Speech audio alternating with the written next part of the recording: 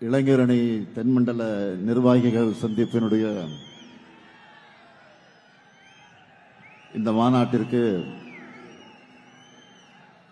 தலைமை பொறுப்பு ஏற்றுள்ள இளைஞரணியின் செயலாளர் மாண்புமிகு துணை முதல்வர் தம்பி உதயநிதி அவர்களே, மாண்புமிகு அமைச்சர் பெருமக்களே,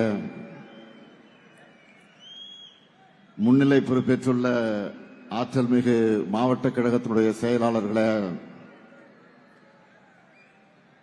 முதன்மை செயலாளர் மாண்புமிகு அமைச்சர் KN நேரு அவர்களே, கழகத்தினுடைய துணை பொதுச் செயலாளர்கள் மாண்புமிகு அமைச்சர் பெரியசாமி அவர்களே, முனைவர் பொன்முடி அவர்களே, மாநிலங்களவையினுடைய குழுவினுடைய தலைவர், கழகத்தின் துணை பொதுச் செயலாளர் என்னுடைய அருமை தங்கை கனிமொழி கருணாநிதி அவர்களே, மாநிலங்களவையினுடைய உறுப்பினர் அமைப்பு செயலாளர் திருச்சி சிவா அவர்களே, மாநிலங்களவை உறுப்பினர் அமைப்பு நம்முடைய துணை பொதுச் செயலாளர் அந்தியூர் செல்வராஜ் அவர்களே, துணை பொதுச் செயலாளர் அமைச்சர் மாண்புமிகு மு.பி. சாமிநாதன் அவர்களே, மற்றும் விருதுநகர் தெற்கு மாவட்ட கழகத்துடைய செயலாளர் மாண்புமிகு KKSSR ராமச்சந்திரன் அவர்களே, கழக அமைப்பு செயலாளர் RS பாரதி அவர்களே, இணை துணை அமைப்பு செயலாளர்களே, முன்னதாக அனைவரையும் வரவேற்று மகிழ்ந்திருக்கக்கூடிய வடக்கு மாவட்டத்தினுடைய செயலாளர் மாண்புமிகு நிதியமைச்சர் என்னுடைய இனிய சகோதரர் தங்கம் தென்னரசு அவர்களே, நாடாளுமன்ற சட்டமன்ற முன்னாள் இந்நாள் உறுப்பினர்களே, இளைஞரணியினுடைய துணை செயலாளர்கள் ஜோயல், இன்பாராகு, இளையராஜா, அப்துல் மாலிக், பிரகாஷ், பாபு கஜேந்திரன், சீனிவாசன், ஆனந்தகுமார், நிறைவாக நன்றி உரை ஆற்றியுள்ள GP ராஜா அவர்களே,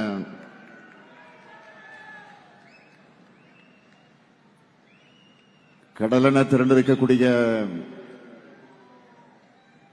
அன்புக்குரிய கழக செயல் வீரர்களே, நண்பர்களே,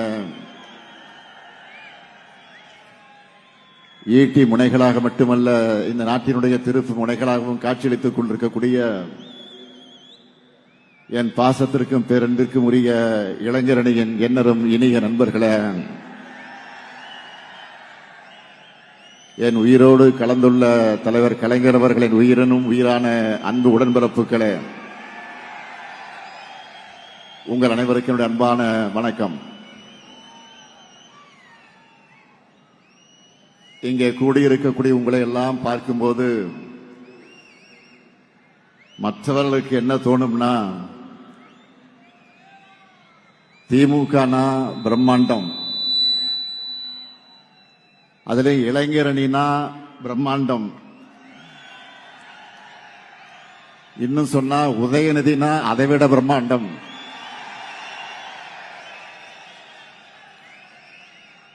ஏன்னா பலருக்கும் பொதுக்கூட்டங்களை நடத்துறத பெரிய சவாலா இருக்கு. ஆனா நமக்கு மாநாடுகள் என்பது வார வாரம் நடக்கக்கூடியதா ஆயிடுச்சு. இப்போ இந்த மாநாடு மட்டுமல்ல, ஏற்கனவே நடந்திருக்கக்கூடிய மாநாடுகள் மட்டுமல்ல,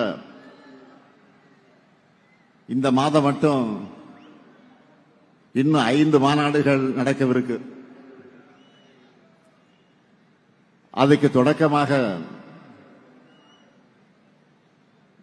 இந்த விருதுநகர் மாவட்டத்தில் இந்த சந்திப்பை ஏற்பாடு செய்திருக்கக்கூடிய தம்பி உதயநிதி அவர்களை நான் பாராட்டுகிறேன், வாழ்த்துகிறேன். தலைமை கழகத்தின் சார்பில் நன்றி கூறுகிறேன். அதேபோல் இளைஞரணி நிர்வாகிகளுக்கும் என்னுடைய பாராட்டுக்களை ஏன் விருதாக இந்த விருதுநகர்ல வழங்குகிறேன். விருதுநகர்னு சொன்னால நமக்கு நினைவுக்கு வருவது கல்வி கண் திறந்த பெருந்தலைவர் காமராஜர் அவர்கள். பெருந்தலைவர் காமராஜர் சொன்னால எல்லாருக்கும் நினைவுக்கு வர்றது மதிய உணவு திட்டம். அதுபோல இன்னைக்கு நம்ம திராவிட மாடல்னு சொன்னா எல்லாருக்கும் நினைவுக்கு வருவது காலை உணவு திட்டம். விருதுநகர்ல மாநாடு நடந்துச்சுன்னா அடுத்த வர தேர்தலில் நம்முடைய வெற்றி உறுதி. நினைச்சு பார்க்கிறேன். 2004 தென்மண்டல மாநாடு நடத்தணும். 40க்கு 40 வெற்றி பெற்றோம். 2019 தேர்தல் பரப்புரைய இங்கிருந்து தொடங்கி 39 இடங்களை கைப்பற்றினோம். 2023 40 நமதே 20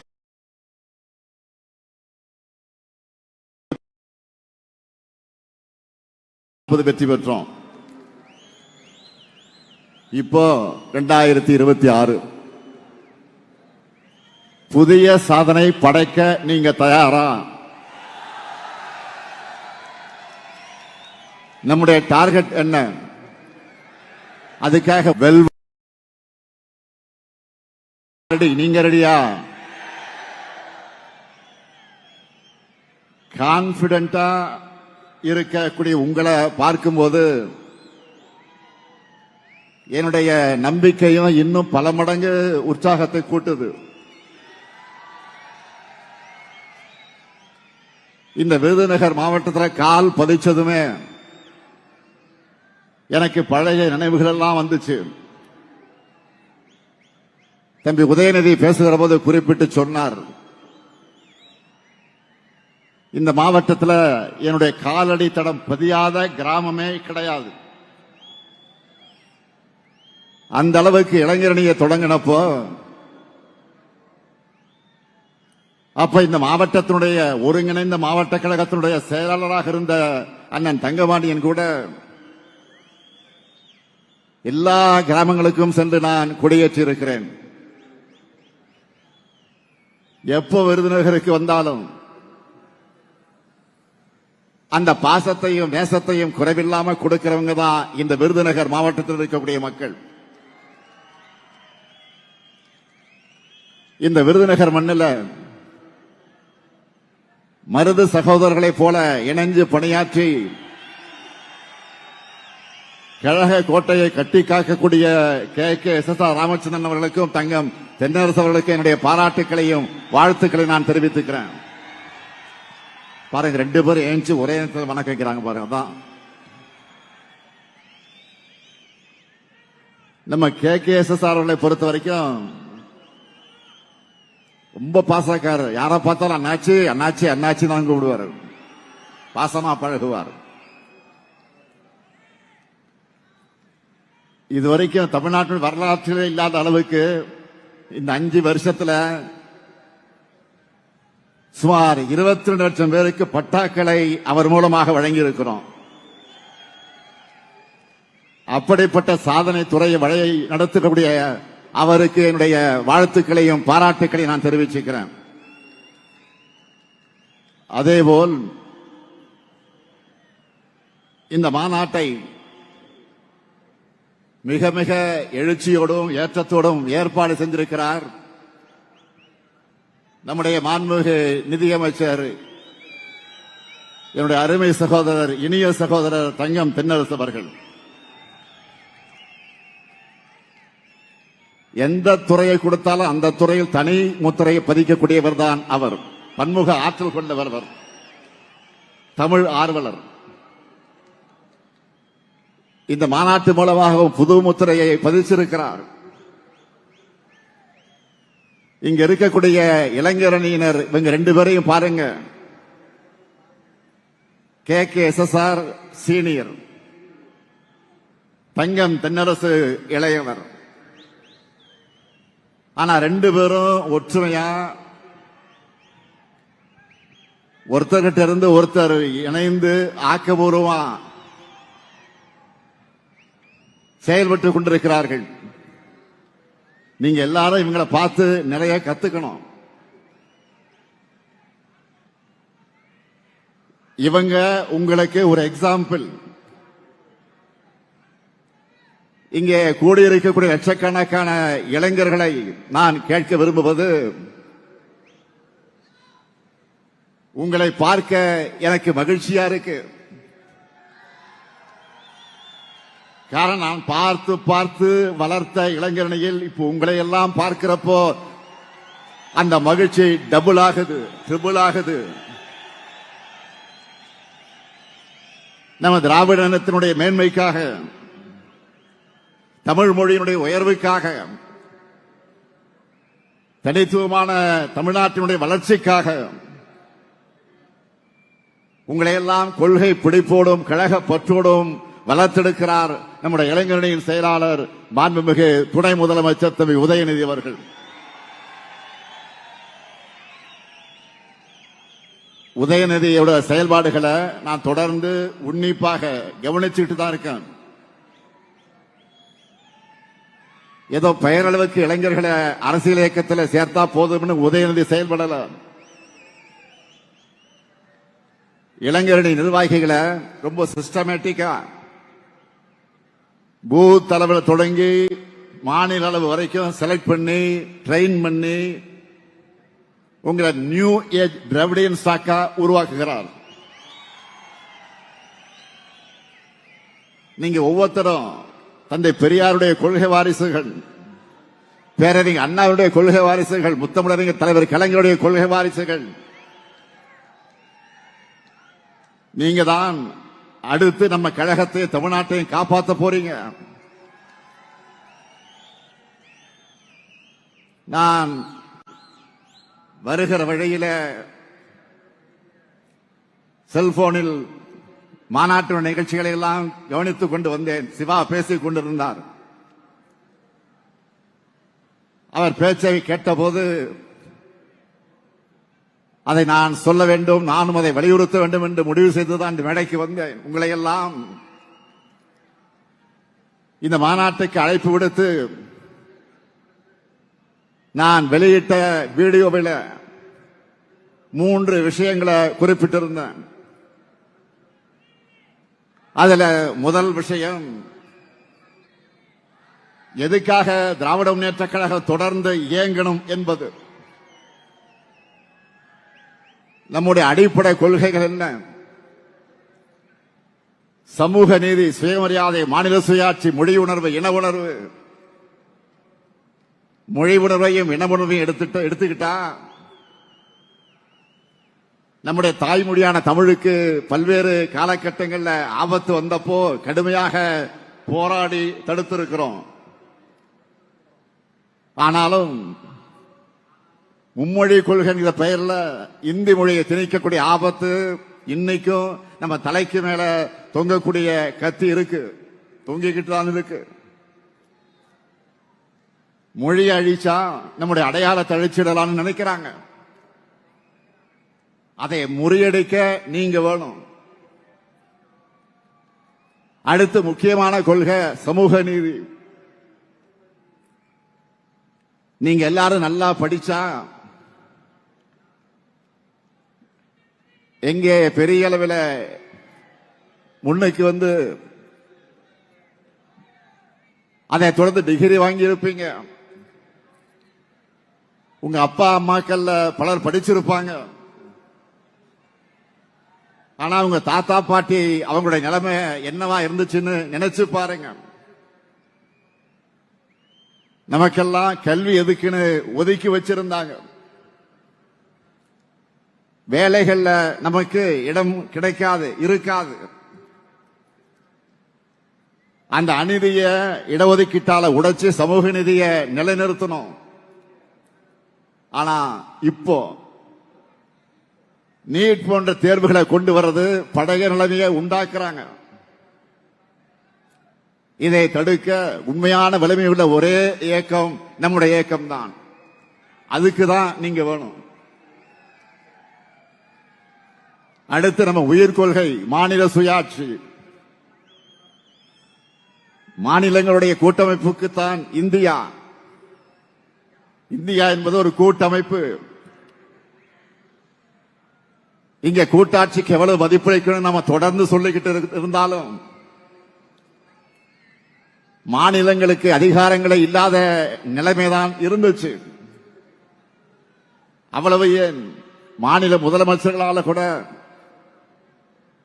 விடுதலை நாளில் கூட தேசிய கொடியை ஏற்ற முடியாத நிலைமைதான் இருந்துச்சு. இன்னும் நிறைய பிரச்சனை. இதையெல்லாம் போராடி இந்த நிலைமைகளை மாற்றி ஓரளவுக்காவது அதிகாரங்கள் மாநிலங்களுக்கு கிடைக்கிற மாதிரி செஞ்சோம். அதனாலதான் மாநில கட்சிகளால ஆட்சியை பிடிக்க முடியும்னு இந்தியாவில முதல்ல ஆட்சி அமைச்சு காட்டினதை இந்த திமுக தான். மறந்துடாதீங்க. நம்ம தமிழ்நாட்டுக்கு மட்டும் இல்ல,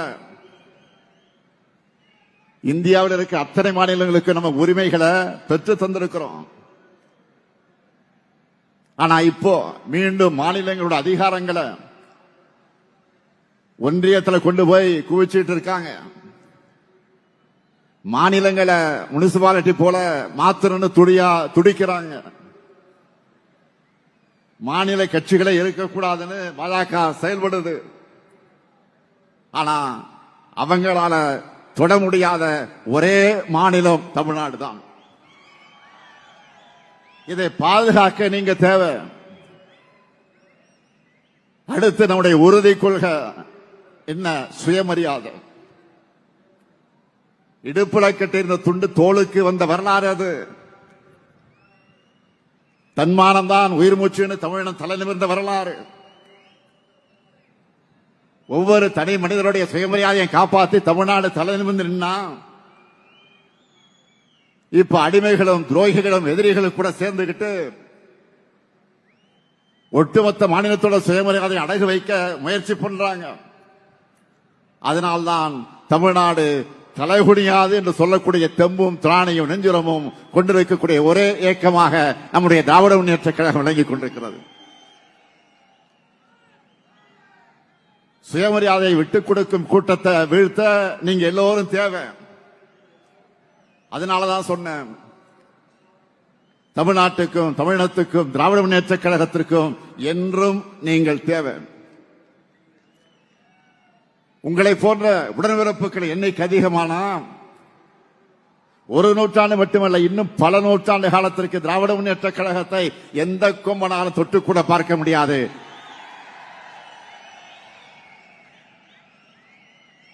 இரண்டாவது விஷயம், நான் சொன்னது நேற்று நான் சொன்னேன், இளைஞர்களால் நீங்க எவ்வாறு கொள்கையுடன் செயல்படணும், மொழி பற்றோடு மொழி ஆற்றலும் கொண்டவர்களாக நீங்க இருக்கணும். நிறைய புத்தகங்களை படிங்க. திராவிட இயக்க வரலாற்று சொல்லக்கூடிய யூடியூப் வீடியோக்களை பாருங்க. நம்ம இயக்கத்து அறிஞர்கள் பேச்சுக்களை கேளுங்க. பஸ்ல ரயில்ல டிராவல் பண்ணும்போது நீங்க தினமும் ஒரு மணி நேரம் அதற்காக செலவு பண்ணுங்க. உங்க சிந்தனைகளை கோர்வையா எழுதி பழகுங்க. யாரோ எழுதுனதை ஃபார்வர்டு செய்யறதை விட நீங்க எழுதுனதை அடுத்தவங்க ஃபார்வர்டு செய்யணும். அந்த அளவுக்கு நீங்க சிறப்பா எழுதணும். சிறு சிறு கூட்டங்களை பேசுங்க. சோசியல் மீடியாவில் பேசி வீடியோஸ் போடுங்க. கலந்துரையாடல் நடத்துங்க. பலதரப்பு மனிதர்களையும் சந்திச்சு உரையாடுங்க. கழகத்தின் கொள்கையை பரப்புங்க. நாம செஞ்ச சாதனைகளை எடுத்து சொல்லுங்க. இதெல்லாம் தான் கழகத்தையும் வளர்க்கும், உங்களையும் வளர்க்கும். நாம தான் 7வது முறையும் ஆட்சி அமைக்க போறோம். நம்ம எதிரிகள் உட்பட யாருக்கு இந்த சந்தேகம் கிடையாது. ஆனா நாம தான் எப்படி வெற்றி பெற போறோம் மெத்தனமா இருந்துடக்கூடாது. பரம்பரையா திமுகவுக்கு வாக்களிக்கக்கூடிய குடும்பமாக இருந்தாலும் சரி, இதுவரை நமக்கு வாக்களிக்காத குடும்பமாக இருந்தாலும் சரி, பரப்புரையின் கடைசி நிமிடம் வரை மக்களை சந்திச்சு வாக்கு கேட்டுக்கொண்டே இருக்கணும். இதுதான் உங்களுக்கான டாஸ்க். செய்வீங்களா? 3வது விஷயம் நான் சொல்வது, இதுக்காக திராவிட முன்னேற்ற கழக ஆட்சிதான் தமிழ்நாட்டில் தொடரணும். இந்தியாவில் எந்த மாநிலத்திலும் ஒரு அரசு 5 ஆண்டுகள் நாம செஞ்சிருக்கக்கூடிய மாதிரி இவ்வளவு சாதனைகளை செஞ்ச வரலாறு உண்டா? ஒன்றிய அரசினுடைய ரேங்க் ஆனாலும் சரி, நேஷனல் மேகசின்கள் வெளியிடக்கூடிய ரேங்கிங் ஆனாலும் சரி, எக்கனாமிக்ஸ் மாதிரி இன்டர்நேஷனல் மேகசின்ல வரக்கூடிய அந்த செய்திகளானாலும் சரி, எல்லா ரேங்க்லயும் தமிழ்நாடு தான் டாப். தமிழ்நாடு தான் சூப்பர் ஸ்டார். தமிழ்நாடு தான் சூப்பர் ஸ்டார் ஸ்டேட். அனைத்து துறைகளையும் தமிழ்நாடு முன்னேறி இருக்கு. இதை நீங்க எங்க வேணாலும் போய் நெஞ்சு நிமிர்த்தி சொல்லலாம். தமிழ்நாட்டில் வாழக்கூடிய ஒவ்வொரு குடும்பமும் நிச்சயமா ஏதாவது ஒரு திட்டத்தில் பயனடையக்கூடிய வகையில நம்முடைய அரசு செயல்பட்டு இருக்கு. பெண்களின் உழைப்புக்கு அங்கீகாரமா மகளிர் உரிமை தொகை, அவங்க சுதந்திரமா பயணம் செய்ய கட்டணமில்லா விடியல் பயணம், சொந்த ஊரை விட்டு வெளியூர்ல பணிபுரியக்கூடிய பெண்கள் பாதுகாப்பாக தங்க மாவட்டந்தோறும் தோழிகள் விடுதி, அரசு பள்ளி மாணவர்கள் காலையில் சேர்ந்தா மாதம் 1000 ரூபாய் புதுமை பெண் தமிழ் புதல்வன் திட்டம், எல்லா மாவட்டங்களிலும் புதிய தொழிற்சாலைகள், அதன் மூலமாக லட்சக்கணக்கான வேலை வாய்ப்புகள். அந்த வேலை வாய்ப்புகளை பெறுவதற்கு 4 முதல்ல திறன் பயிற்சி, மாநிலம் முழுக்க மருத்துவமனைகள், பேருந்து நிலையங்கள், நூலகங்கள், சாலைகள், மேம்பாலங்கள், குடிநீர் திட்டங்கள், உட்கட்டமைப்பு வசதிகள் செய்யப்பட்டிருக்கு. நீங்க கெத்தா சொல்லலாம், இந்தியாவில் வேற எந்த மாநிலத்திலையும் இவ்வளவு திட்டங்கள் இருக்காது. இத்தனை பயனாளிகளும் இருக்க மாட்டாங்க. தமிழ்நாட்டுக்கு நிகர் தமிழ்நாடு மட்டும்தான். ஒன்றிய அரசு மாநிலங்களை ஒப்பிட்டு எந்த துறையில விருதுகள் கொடுத்தாலும் அதை தமிழ்நாடு தான் வாங்குது. இப்படி எல்லாத்திலையும் நாம நம்பர் 1 இருந்தாலும் பட்ஜெட்னு வந்துட்டா நமக்கு ஒண்ணும் கிடையாது. இந்த ஆண்டு தேர்தலை மனசுல வச்சாவது ஏதாவது எலெக்ஷன் ஸ்டண்ட் பண்ணுவாங்கன்னு நம்ம எதிர்பார்த்தோம். கடைசியில் அதுவும் இல்லை. வழக்கம் போல ஈரத்துண்டுகள் தான். தமிழ்நாட்டிலிருந்து நாங்க தொடர்ந்து என்ன கேட்கிறோம்? எங்களுக்கு நியாயமா சேர வேண்டிய கல்வி நிதியை கொடுங்க, மெட்ரோ நிதியை கொடுங்க, பேரிடர் நிவாரண நிதியை கொடுங்க, ஜல் ஜீவன் திட்டத்துக்கான நிதியை கொடுங்க, புதிய ரயில் திட்டங்களை கொடுங்க, ஓசூர் விமான நிலையத்துக்கு அனுமதி கொடுங்க, வரி வருவாய 50% கொடுங்க, நீட்ல இருந்து விலக்கு கொடுங்க, மதுரை எய்ம்ஸ் மருத்துவமனை கட்டி கொடுங்க, தொகுதி மறுவரையில் தமிழ்நாட்டினுடைய தொகுதி அளவு குறைக்கப்படாத நாடாளுமன்றத்தில் வாக்கு கொடுங்க, கீழடி அறிக்கையை கொடுங்க. இதெல்லாம் தான் நாங்க கொடுக்கிற கொடுங்க கொடுங்க கொடுங்கன்னு கேட்கிறோம். ஆனா அவங்க நமக்கு கொடுத்தது என்ன? வெறும் 0. அப்ப நாமளும் அவங்களுக்கு எலெக்ஷன் அதையே தானே திருப்பி கொடுக்கணும்.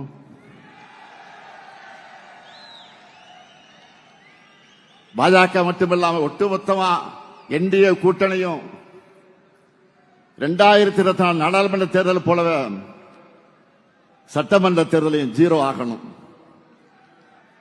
தமிழ்நாட்டுக்கு ஜீரோ சொன்ன ஒன்றிய அரசை எதிர்த்து குரல் கொடுக்காம பாஜகவுடைய கிளை செயலாளராக மாறி இருக்கிறார் எதிர்க்கட்சி தலைவர் பழனிசாமி. எடப்பாடி பழனிசாமி இப்ப முழுசா என்டிஏ பழனிசாமியாக மாறி இருக்கிறார். நானும் ரவுடி தான் அப்படின்னு சொல்ற மாதிரி மைக்கு முன்னாடி வந்து நின்னுக்கிட்டு நான் தான் கூட்டணிக்கு தலைமைன்னு சொல்லிட்டு இருக்காரு. சொல்லல, புலம்பிக்கிட்டு இருக்கிறாரு. இந்த நிலையில ஒரு வித்தியாசமான போராட்டத்தை இப்போ அவர் அறிவிச்சிருக்காரு. பாஜக அரசு கொண்டு வந்திருக்கக்கூடிய 125 நாள் வேலை திட்டத்தை நாம தடுக்கிறோமா, அதுக்காக தான் போராட்டமா. அவர் முதல்ல அந்த சட்டத்தை பத்தி எதையாவது படிச்சாரா? அந்த சட்டத்தோட பேரை அவரால் சொல்ல முடியுமா? அப்படி இருந்தா அவருடைய அறிக்கையில அதை ஏன் குறிப்பிடல? 100 நாள் வேலை என்பது உரிமையா இருந்தபோது அப்ப 50 நாள் கூட பாஜக அரசு வேலை தரல. இப்ப எப்படி 124 நாள் கொடுப்பாங்க? இதுல என்னன்னா இனி மாநில அரசு தான் 40 விழுக்காடு நிதியை தரணும்னு வேற மாத்தி இருக்கிறாங்க. இதெல்லாம் பழனிசாமி அவளுக்கு தெரியுமா தெரியாதா? என்ன சட்டம் என்ன திருத்தம் செஞ்சிருக்காங்கன்னு ஒண்ணுமே தெரியாம இவர் வந்தா 150 நாட்களுக்கு உயர்த்துவோம் வேற அறிவிச்சிருக்கிறாரு. ஓனரை மிஞ்சின லேபரா இருக்காரு பழனிசாமி அவர்கள். இப்போ அவங்க கூட்டணியில் இருக்க ஒரு டிசைனை பாருங்க. அம்மையார் ஜெயலலிதாவுடைய மரணத்துக்கு பிறகு முதல்ல சசிகலா அவர்களை முதலமைச்சராக்க நினைச்சாங்க. அது முடியாம போன காரணத்தினால்தான் கூவத்தூர்ல வச்சு பழனிசாமி கொண்டு வந்தாங்க. தனக்கு பதவி கொடுத்தவங்களையே கட்சியிலிருந்து நீக்கினார் பழனிசாமி. போன எலெக்ஷன்ல பாத்தீங்கன்னா எல்லாரும் பிரிஞ்சு நின்னாங்க. இப்ப அதுல பாதி பேர் பாஜக கூடவே திரும்ப வந்து சேர்ந்துகிட்டு இணைஞ்சிட்டாங்க. இப்போ இவங்க மொத்தத்துல மக்கள் நலனுக்காக கூட்டணி நடத்தல. இவங்களுக்குள்ள ஒரு மியூசிக்கல் சேர் தான் விளையாடுவாங்க. அது மாதிரி மியூசிக்கல் சேர் விளையாடிக்கிட்டு இருக்காங்க. நடக்க போற தேர்தல் தமிழ்நாடு வெர்சஸ் என்டிஏ. இதுல நாம தமிழ்நாட்டை ஜெயிக்க வைக்கணும். தமிழ்நாட்டில் தோல்வி என்பது பாஜகவுக்கு புதுசு இல்ல. தினமும் காலையில சூரியன் உதிப்பதை போல அவங்களுக்கு ரொட்டீன். ஆனா இதுவரை அடைந்த தோல்வியை விட மிகப்பெரிய தோல்வியை பாஜகவும் சுயநலத்துக்காக சுயமரியாதை விட்டு டெல்லிக்கு சேவைகள் செய்யக்கூடிய அடிமை அதிமுக அடைய போகுது. இதுவரை அடைந்த வெற்றிகளை விட மிகப்பெரிய வெற்றியை திமுக தலைமையிலான மதச்சார்பற்ற முற்போக்கு கூட்டணி அடைய போகுது. வளர்ந்த தமிழ்நாட்டை மேலும் சிறந்த தமிழ்நாடாக உயர்த்துவோம். முன்னேறிய தமிழ்நாட்டை இன்னும் முற்போக்கான தமிழ்நாடாக உயர்த்துவோம். அதற்கு இளைஞர்களுடைய உங்களுடைய முழு ஒத்துழைப்பு கொடுக்கணும். உங்க உழைப்புக்கான உயர்வு நிச்சயம் உங்களை தேடி வரும். தம்பி உதயநிதி சொன்னார, தொடர்ந்து ஒவ்வொரு நிகழ்ச்சியும் சொல்லிட்டு இருக்காரு அவரு. என் கூட இளைஞர்கள் இருந்தவங்க எல்லாம் இப்ப பல்வேறு பொறுப்புகளுக்கு உயர்ந்தாங்கன்னு நேற்றுக்கு வெளியிட்ட வீடியோவில் கூட நான் சொல்லி இருக்கிறேன். இது குறித்து ஒரு லிஸ்டை கூட எடுத்து பார்த்தேன். இப்போ அமைச்சரவையில் இளைஞரணியில் இருந்தவங்க 10 பேர் அமைச்சர்களாக இருக்கிறாங்க. இப்போ 24 பேர் எம்எல்ஏக்களாக இருக்காங்க. 4 பேர் எம்பி நாடாளுமன்ற உறுப்பினராக இருக்காங்க. மேயரா 3 பேர் இருக்காங்க. இதுக்கு முன்னர் இருந்த கேபினெட்லையும் இளைஞரணியில் இருந்து அமைச்சர்களாக தேர்வாகி இருந்தாங்க. அப்படிப்பட்டனா மறந்துடுவானா? என் மூத்த பிள்ளை இளைஞரணி சொன்னார தம்பி உதயநிதி, நீங்க உண்மையா உழைச்சா உங்களுக்கான வாய்ப்புகள் நிச்சயம் உங்களை தேடி வரும். உங்க சீனியர்ஸ் போல உங்க முன்னோடிகளை போல நீங்களும் உழைக்கணும். மூத்தோரை மதிச்சு இளையோரை அரவணைச்சு உடன்பிறப்புக்கு எல்லாரும் ஒரு தாய் மக்களா அன்பு செலுத்துங்க. உங்க எல்லாருக்கும் என்னுடைய மனமார்ந்த பாராட்டுக்கள், வாழ்த்துக்கள். உழைங்க, அதுவும் உங்க தனித்தன்மை எல்லோருக்கும் தெரிகிற மாதிரி உழையுங்க. உங்க உழைப்பால